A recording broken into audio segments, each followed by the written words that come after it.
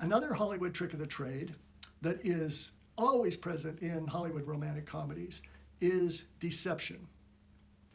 Deception is simply a character in the movie, usually the hero, is either keeping a secret that they don't want to get out, or they're telling a lie of some kind in order to get what they want.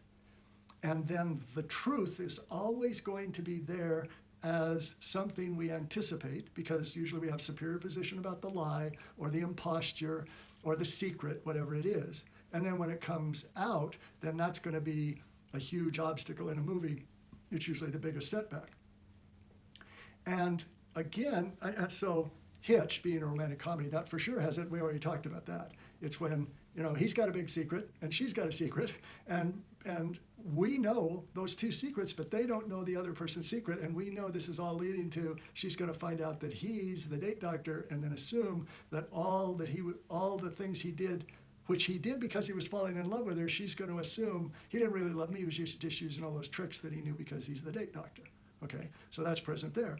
But there are other examples of that in the movies we see. For instance, at a certain point in A Few Good Men, we cut away and we see that Jessup is it's a flashback, and then there's a more contemporary scene that's similar, where he's talking to his men or the officers under him, and they're talking about what are they going to do to cover this up. So we don't know exactly yet what happened. We're still curious, what did really happen that night? Was there a code red, and how did that come about? But we know that he is guilty of something, and Tom Hanks and the team, they don't really know that yet. They're not sure about that, but it makes us curious. So there's a secret, not by the hero, but by the nemesis in that movie, that we then will anticipate is that he's going to have to come up against.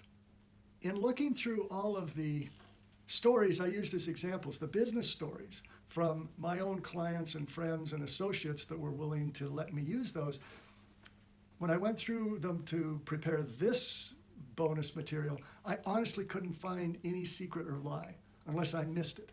Now, it's probably good in one way for a couple of reasons. One, when you take these things that I'm talking about are tricks of the trade, I'm not saying you better throw every one of these in your story. There'd be too much. It'd overload a business story. I'm just saying these are arrows for your quiver. These are techniques and ideas you have at your disposal. These are options you can use. And probably that secret and lie deception thing is not going to come into play as often in business stories.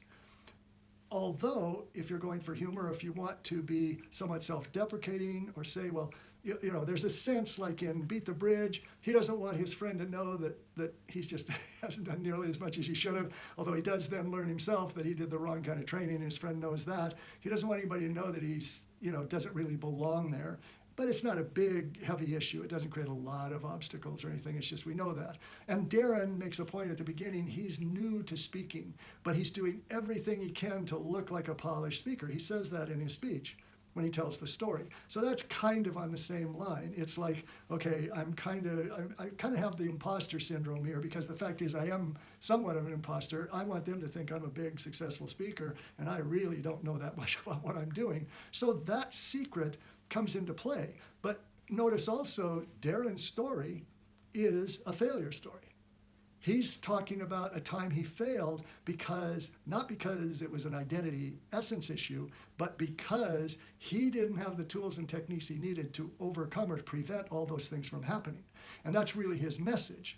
That isn't a failure story that needs a companion later about success, although he does have a lot of success stories along these lines. What he's trying to make the point is, look, don't do what I did. I just screwed up because I hadn't had enough coaching. I hadn't done enough preparation.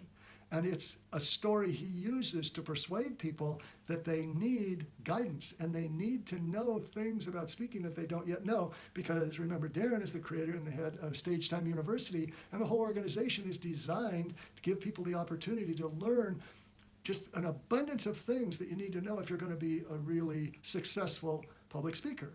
So this is a failure story because it's like, it starts out because don't go down the journey. Don't take the journey I took unless you're more prepared than I was when that happened, because I was not as informed or as practiced as I need to be.